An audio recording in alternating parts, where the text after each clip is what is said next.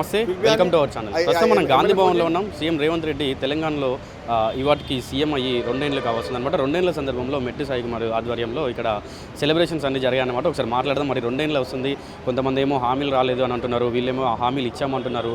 ఒకవైపు చూస్తే ధర్నాలు, రాస్తారోకలు, బీసీ రిజర్వేషన్ ఇట్లా మొత్తం తెలంగాణ రాష్ట్రంలో తాజా వార్తలను కూడా మాట్లాడదాం. నమస్తే అన్న. నమస్తే మన కిరణ్ గారు. ఇప్పుడు 2 years అవుతుంది, మీరేమో సెలబ్రేషన్ చేస్తున్నారు. ఒక పక్క బీజేపీ వాళ్ళు ఇందిరాపార్క్ దగ్గర మహాధర్నా అని చెప్పి కొన్ని వేల మందితోటి మేము ధర్నా చేస్తున్నాం. రేవంత్ రెడ్డి ఇచ్చినటువంటి హామీలు, పథకాలు ఏవైతే ఉన్నాయో అవి అమలు చేయట్లేదు, వాళ్ళు విఫలమయ్యాలని అంటున్నారు. ఏం చెప్తారు మీరు? బీజేపీకి వేరే మంది కార్యకర్తలున్నారా?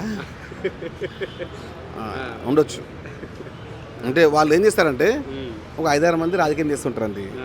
కిషన్ రెడ్డి పోతే లక్ష్మణ్ పోతే బండి సంజయ్, లేకుంటే రామచంద్ర, అంటే 5-6 మంది. వాళ్ళకు వేల మంది కార్యకర్తలు ఎట్టు వచ్చారు? చలో వాళ్ళందరూ అమ్మాయిలు ఉండొచ్చు. వాళ్ళు చెప్పొచ్చు ఏమని, బీజేపీ ప్రభుత్వం 12 సంవత్సరాలు కాబోతుంది. మే నాటికి 11 సంవత్సరాల దాదాపు 6 నెలలు అయిపోయింది. మే 21కి 25 తారీఖు 12 సంవత్సరాలు పూర్తిగా అవుతుంది. బీజేపీ పార్టీ అధికారంలోకి వచ్చినప్పుడు 2 కోట్ల ఉద్యోగాలు అని చెప్పారు. ప్రతి సంవత్సరం వాళ్ళు ఇచ్చారు అని చెప్పి మాట్లాడితే బాగుంటుంది. అరే మేము స్పష్టంగా చెప్తున్నాం, సన్న బియ్యం ఇచ్చాం, ప్రతి ఇంటికి రేషన్ కార్డు ఇచ్చాం, ప్రతి ఇంటికి 5 కుటుంబాలకు 18,000 కోట్ల పైచీలకు రుణమాఫీ చేస్తాం, సన్నాలకు 500 రూపాయలు బోనస్ ఇచ్చాము. అదేవిధంగా ఫ్రీ బస్ ఇస్తున్నాము, 500 యూనిట్ల మన 500 రూపాయల గ్యాస్ సిలిండర్ ఇస్తున్నాము, 200 యూనిట్ల ఫ్రీ కరెంట్ ఇస్తున్నాము. దాదాపు 60,000 పైచీలకు ప్రభుత్వ ఉద్యోగాలు, అంటే యువకులని ప్రభుత్వ ఉద్యోగాలు ఇచ్చుకుంటూ మేము అందులో భాగస్వామ్యం చేస్తున్నాము. గ్రూప్ 2 ఇచ్చాము, గ్రూప్ 1 ఇచ్చాము, గ్రూప్ 2 ఇచ్చాము, గ్రూప్ 4 ఇచ్చాము. ఎప్పుడైనా ఈ 10 సంవత్సరాల బీఆర్ఎస్ ప్రభుత్వంలో, మీ మిత్రపక్షమైన బీఆర్ఎస్ ప్రభుత్వంలో ఎప్పుడైనా ఇచ్చినట్టు మీరు చెప్పగలరా, చూపించగలరా? ఒక చిన్న పేపర్ కటింగ్ అన్నా ఇవ్వగలుగుతారా? అరే మేము నోటిఫికేషన్ ఇచ్చాం, నియామక పత్రాలు ఇచ్చాం, నిరుద్యోగ యువతలని తెలంగాణ ప్రభుత్వంలో భాగస్వామ్యం చేశాం. అది రేవంత్ రెడ్డి గారి ప్రజాప్రభుత్వం, కాంగ్రెస్ పార్టీ ప్రభుత్వం చేసినటువంటి ఘనత, సంక్షేమంగా అభివృద్ధి. సో ఇప్పుడు స్థానిక సంస్థల ఎన్నికల్లో ఇప్పుడు సర్పంచ్లు అందరూ కొంతమంది ఏంటంటే ఏకగ్రీవంగా ఎన్నుకోబడుతున్నారు. కొంతమంది ఏమో వేలంపాట వాడి ఒక లక్షలలో, కోట్లలో కూడా వేలంపాట వాడి సర్పంచ్ అయ్యేటువంటి ఉన్నాయి. ఈ స్థానిక సంస్థల ఎన్నికల గురించి చాలామంది కూడా ఈ వేలంపాట అనేది, ఏకగ్రీవం అనేది తీసేయాలి, ఓటు హక్కు ఎందుకుంది, మన ఓటు హక్కు వినియోగించుకొని సర్పంచ్ని ఎన్నుకుంటేనే ఆ సర్పంచ్ అనేవాడు మంచి చేస్తారు అంటున్నారు. దీనిపై మీ అభిప్రాయం అంటే ఏంటంటే కొన్ని అంటే స్థానికంగా కొన్ని గ్రామాల్లో కొన్ని పరిస్థితులు ఉంటాయి. ఈ గ్రామం ఉన్నది, ఇంకో గ్రామం ఉండదు. గ్రామానికి గ్రామం యొక్క వ్యవస్థీకరణ, రాజకీయ వ్యవహారాలు అన్నీ ఒకలాగా ఉండవు. మనం చేసే ప్రతి స్పష్టంగా చేస్తామని చెప్పి పూర్తి విశ్వాసం ఉన్నప్పుడు ఏకీకృతం అవుతుంది, కాకపోతే పోటీ అవుతుంది. స్థానిక పరిస్థితులు ఉంటుంది. ఎవరిని మేము అంటే ఎవరు కూడా ఎన్నుకోబడడానికి ఇష్టపడతా ఉంటారు. అక్కడ పరిస్థితులు బాగుండి ఏకీకృతం అయితే మంచిది అంటారు కదా. అలాంటి పరిస్థితుల్లో ముందుకెళ్తూ ఉంటాము. మీరు కానీ నేను కానీ రేపు మీరు ఎన్నికల పోటీ చేస్తూ ఉంటారు. మీకు అందరూ మంచి పలానా కిరణ్ చాలా మంచివాడు, యువకుడు, సేవ చేసే తత్వం ఉన్నవాడు, కాబట్టి ఏకీకరణ చేద్దామని నిర్ణయించినప్పుడు మీరేం చేస్తారు? వేలంపాట అంటే అది అసప్రామికం, మనం చేయవద్దు. అది వేలంపాట అనేది చాలా చట్ట వ్యతిరేకం. అది ఎక్కడ ఉన్నా కూడా దానికి వ్యతిరేకమే.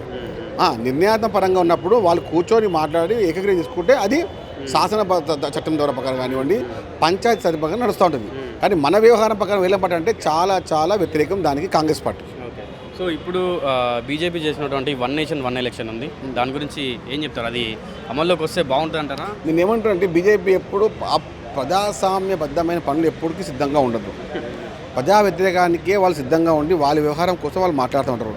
ఏ వ్యవహారం చేసినా కూడా చట్టబద్ధంగా చేయడంతో వాళ్ళకు ఇబ్బంది ఏర్పడుతుంది. కాబట్టి చట్ట వ్యతిరేకంగా పనిచేసి వాళ్ళకు పబ్బం కలుపుకోవడానికి, రాజకీయంగా వారి యొక్క రాజకీయాన్ని పెంపొందించడం తప్ప ఎప్పుడు కూడా వారికి ప్రజలకు మేలు చేద్దాము, ప్రజలకు మంచి చేద్దామని చెప్పి ఉద్దేశం బీజేపీకి ఉండదు. బీజేపీ అంటేనే అబద్ధాలకు పుట్ట, అబద్ధాలకు ఐడి కార్డ్, అబద్ధాలకు కేర్ ఆఫ్ అడ్రస్. అంటే అన్న చివరిగా ఒక విషయం చెప్పండి. రేవంత్ రెడ్డి సీఎం అయిన తర్వాత, మన రేవంత్ రెడ్డి గారు సీఎం అయిన తర్వాత 2 ఏళ్ళు అవుతుంది. సో ఇప్పటికీ అతని పైన చాలా వరకు, అంటే ఇప్పుడు మొన్న ఎలక్షన్స్, జూబ్లీహిల్స్ ఎలక్షన్స్లో కూడా కాంగ్రెస్ అంటేనే ముస్లింల పార్టీ అంటేనే కాంగ్రెస్ అని ఒకటి చేశాడు. ఇప్పుడు మొన్న ఇక్కడే గాంధీ భవన్లో హిందూ దేవుల గురించి, హిందువులను ఏలం చేశాడని చెప్పి చాలామంది కూడా దాన్ని ఒక నెగిటివ్ వేలో తీసుకుంటున్నారు. మీరేం చెప్తారు? నేనేమంటున్నానంటే మంచిని చూపడం వాళ్ళకి చేత కాదు.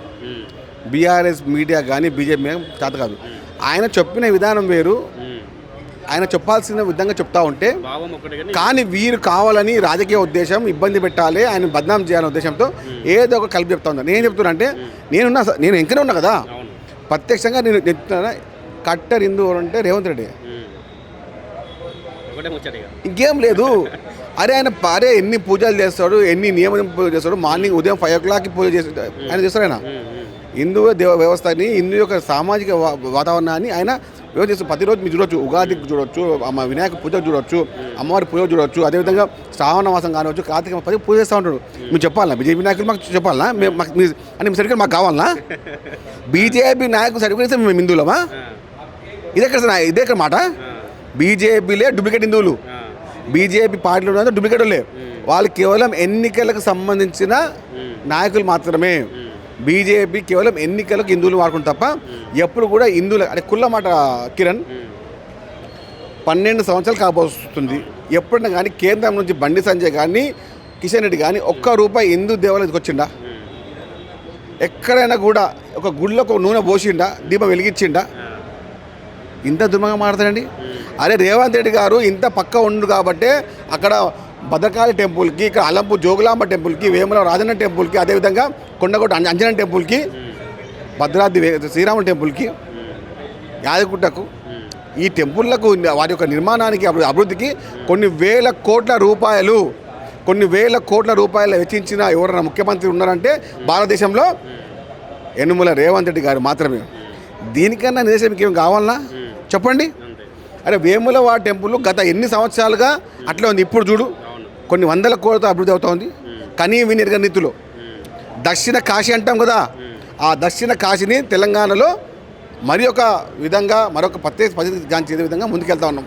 అయితే అన్న ఇంకొక విషయం ఏంటంటే ఇప్పుడు రేవంత్ రెడ్డి ప్రభుత్వంలో, కాంగ్రెస్ సర్కార్లో, రేవంత్ రెడ్డి సర్కార్లో హైదరాబాద్ చుట్టూ ఉన్నటువంటి భూములు 9,300 ఎకరాల ప్రభుత్వ భూమిలో స్కామ్ జరుగుతుంది, ల్యాండ్ స్కామ్ జరుగుతుంది.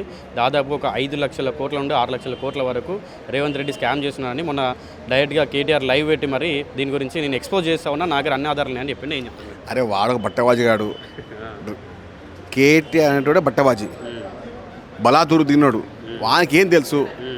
అరే పారిశ్రామిక విధానాన్ని పద్ధతి లేకుండా, విధి విధానం లేకుండా మందికి అమ్మ సొమ్ము అబ్బ సొమ్ములాగా పంచిపెట్టింది ఇదే కల్వకుంట్ల తారక రామారావు. పద్ధతి లేదు, విధి విధానాలు లేవు, భవిష్యత్తు కార్యాచరణ లేదు. ఏ విధంగా ఉండాలని తెలియకుండా వాళ్ళకి ఇష్టం వచ్చినట్టు వాళ్ళ వ్యవహారం కోసము వాళ్ళ తాబేదారులకు, వాళ్ళ కుటుంబ సభ్యులకు, వాళ్ళ పెత్తందారులకు, వాళ్ళ అనుయాయులకు, వాళ్ళ పాలోళ్లకు, వాళ్ళకి సంబంధించిన కుటుంబ సభ్యులకు ఇచ్చుకొని ఇప్పుడు మాట్లాడుతున్నావు. కాంగ్రెస్ పార్టీ యొక్క పద్ధతి విధానం ద్వారా భవిష్యత్తు పీపీ అని చెప్పి ఒక విధానం తీసుకొచ్చినది.